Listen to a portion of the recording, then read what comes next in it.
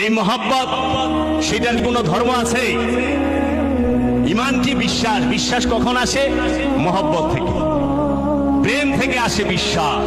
ভক্তি, ভক্তি থেকে আদব, ভক্তি থেকে মহব্বতের পয়দা। মহব্বতের অপর নামই হচ্ছে ঈমান। মহব্বত না থাকলে ঈমান নাই তো। আমি বাংলাদেশে জন্মাইছি, সৌদি আরব থেকে আমার দেশের দূরত্ব প্রায় 6000 মাইল। আমি জীবনে আল্লাহর হাবিবকে সচক্ষে দেখি নাই। আপনারা কেউ দেখছেন সচক্ষে? না।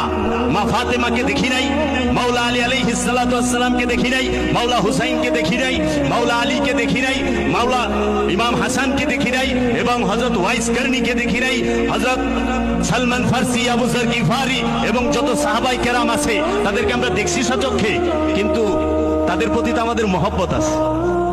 আমরা কি মহানবীর জন্য কাঁদি না? দেখি নাই, কোনোদিন কথা হইল না, শুনলাম না, কিন্তু কাঁদি তো। এইটি মহব্বত। প্রেমের কোনো ধর্ম থাকে না, মহব্বতের কোনো ধর্ম নাই।